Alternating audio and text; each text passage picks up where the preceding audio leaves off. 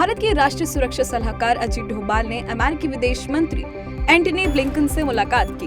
दोनों के बीच हुई बैठक में वैश्विक और क्षेत्रीय मुद्दों की एक विस्तृत श्रृंखला पर चर्चा हुई। इस दौरान दोनों ने द्विपक्षीय रणनीतिक साझेदारी को गहरा करने पर प्रतिबद्धता जताई। दोनों की बैठक को लेकर भारतीय दूतावास ने भी एक ट्वीट किया। इसमें कहा गया कि दोनों पक्षों ने आपसी हित के वैश्विक और क्षेत्रीय मुद्दों पर विस्तार से विचारों का आदान प्रदान किया और इस बात पर चर्चा हुई कि कैसे भारत अमेरिका व्यापक वैश्विक रणनीतिक साझेदारी को और मजबूत कर सकते हैं। दिल्ली सरकार में कथित शराब घोटाले को लेकर प्रवर्तन निदेशालय यानी ईडी ने कोर्ट में चार्जशीट पेश की गई, जिसमें दावा किया गया है कि आम आदमी पार्टी की सरकार ने आबकारी नीति से अर्जित धन का करीब 70 लाख रुपए आम आदमी पार्टी के वर्कर्स को दिया है, जो कि गोवा विधानसभा चुनाव में पार्टी की सर्वे टीम का हिस्सा थे। जांच एजेंसी ने कहा कि आप की कम्युनिकेशन टीम के इंचार्ज विजय नायर ने उन्हें बताया है कि कई लोग पैसे लेने में शामिल थे। जम्मू कश्मीर के नरवाल में 21 जनवरी को दोहरा बम धमाका हुआ था। इस हमले में 9 लोग जख्मी हुए थे, जिसको लेकर जम्मू कश्मीर के डीजीपी दिलबाग सिंह ने प्रेस कॉन्फ्रेंस में कहा कि जम्मू संभाग में कुछ कार्यवाही को अंजाम दिया गया जो बिल्कुल सांप्रदायिक है और जम्मू में दम तोड़ चुके आतंकवाद को दोबारा जिंदा करने के लिए यह हरकतें पाकिस्तान करवा रहा है। उन्होंने कहा कि पुलिस ने आरिफ नाम के आतंकवादी को पकड़ा है, जो 3 वर्ष से पाकिस्तान में हैंडलर के संपर्क में था। डीजीपी दिलबाग सिंह ने कहा कि कटरा में बस ब्लास्ट गुत्थी को भी पुलिस से सुलझा लिया है। उन्होंने बताया कि बस में आईईडी आरिफ ने ही लगवाई थी। आरिफ के पास परफ्यूम आईईडी मिली है, जो परफ्यूम की बोतल की तरह दिखती है और अगर उसे इस्तेमाल किया गया तो वह फट जाती है। नेपाल के प्रसिद्ध धार्मिक स्थल जनकपुर से अयोध्या लाई गई देव शिला का पूजन हुआ। शिला का 51 वैदिक आचार्यों ने विधि विधान से पूजन किया। वैदिक रीति रिवाज से पूजन के बाद शालिग्राम शिला श्री राम जन्मभूमि तीर्थ क्षेत्र ट्रस्ट को सौंपी गई। इससे पहले नेपाल के जनकपुर से चलकर शालिग्राम शिला बुधवार की देर रात रामनगरी पहुंची। अयोध्या पहुंचने पर शालिग्राम शिला पर श्री राम जन्मभूमि तीर्थ क्षेत्र ट्रस्ट के महासचिव चंपत राय, ट्रस्टी डॉक्टर अनिल मिश्र, निवर्तमान महापौर ऋषिकेश उपाध्याय सहित अन्य भाजपा नेताओं ने पुष्प वर्षा कर स्वागत किया। जानकी मंदिर के महंत राम तपेश्वर दास ने दूल्हा दुल्हन सरकार की जय का जयकारा लगाकर अयोध्या और नेपाल के त्रेता युग के संबंधों को पुनर्जीवित किया। केंद्रीय रिजर्व पुलिस बल यानी सीआरपीएफ को नक्सल विरोधी अभियान में एक बार फिर बड़ी सफलता हाथ लगी है।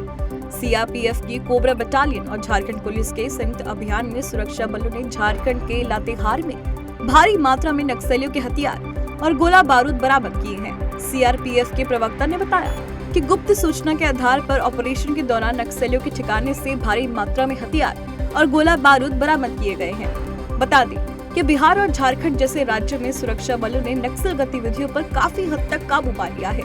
यही वजह है कि नक्सली अपना गढ़ छोड़कर भागने पर मजबूर हैं। देश के बजट ऐलान के बाद रेल मंत्री अश्विनी वैष्णव ने भी बड़े ऐलान किए हैं। उन्होंने कहा कि वंदे भारत ट्रेन की सफलता के बाद अब रेलवे 2024 से 25 तक वंदे मेट्रो ट्रेन की शुरुआत करने जा रही है। उन्होंने कहा कि शहरों में 50 से 60 किलोमीटर की दूरी तय करने को लेकर वंदे मेट्रो कॉन्सेप्ट लेकर आ रहा है।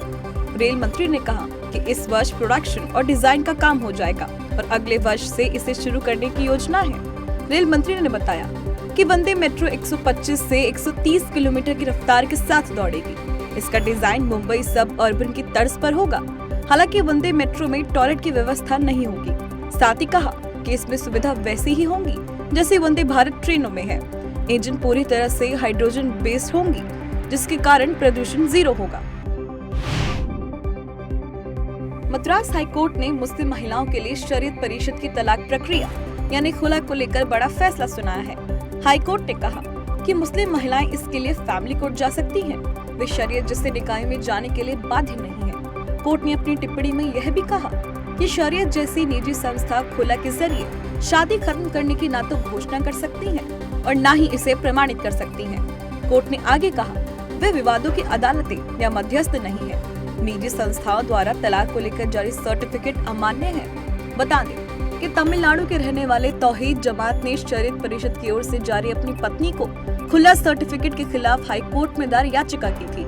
याचिका पर फैसला सुनाते हुए कोर्ट ने शरीयत परिषद द्वारा 2017 में जारी किए गए प्रमाण पत्र को रद्द कर दिया है।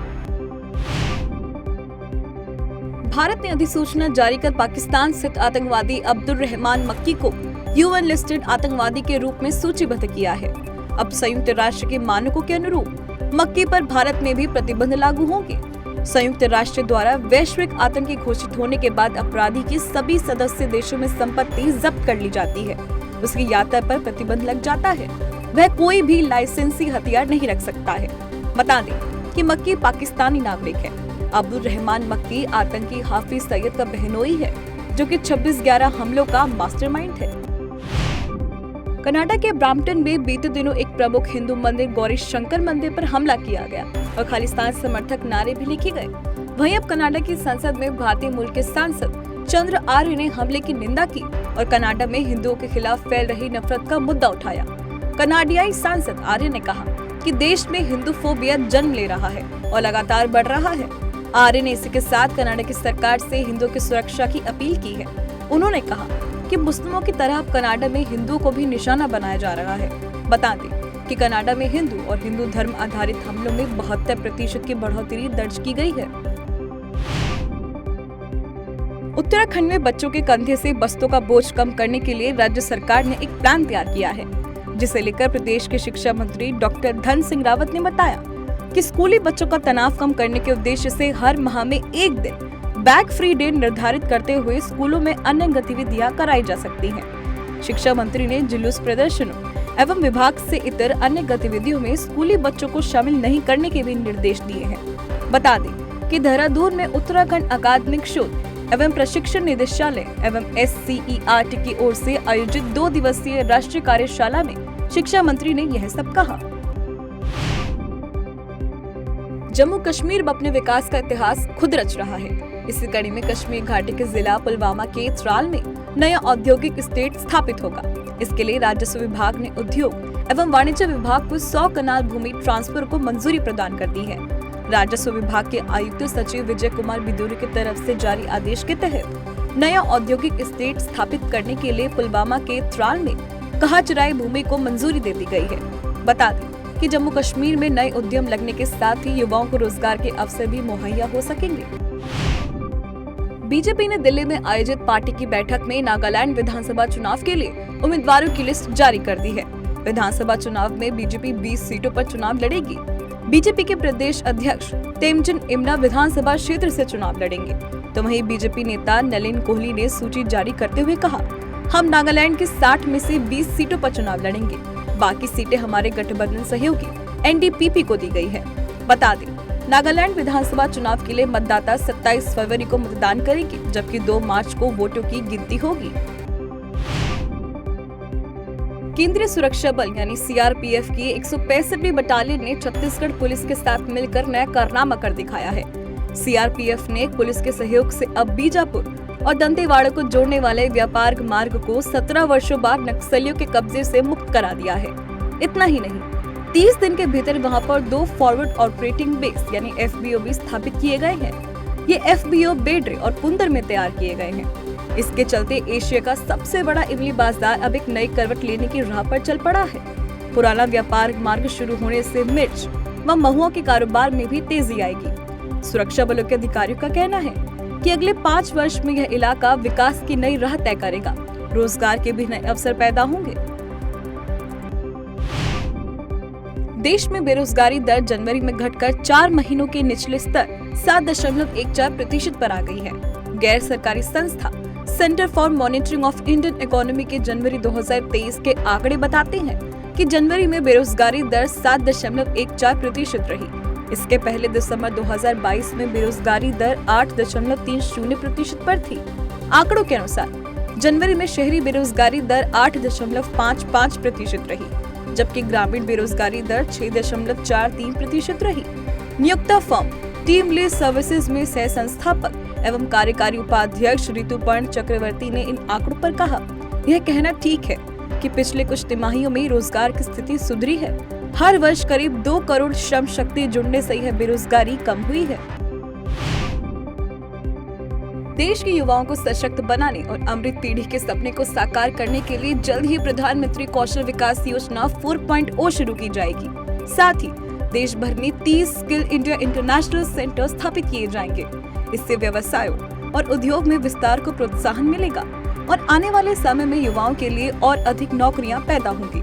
पीएम कौशल विकास योजना में मौजूदा आवश्यकताओं को देखते हुए coding, artificial intelligence, robotics, mechatronics, IoT, 3D printing, drone जैसे विषय शामिल हैं।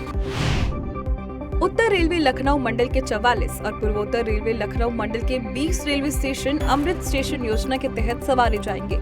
यह कार्य मार्च से शुरू होगा। बजट में रेलवे की महत्वपूर्ण परियोजनाओं को गति देने के लिए बजट मिल गया है। रेल मंत्रालय जल्द इसकी पिंक बुक जारी करेगा। उत्तर व पूर्वोत्तर रेलवे लखनऊ मंडल के 12 बड़े प्रोजेक्टों को सबसे अधिक बजट मिला है।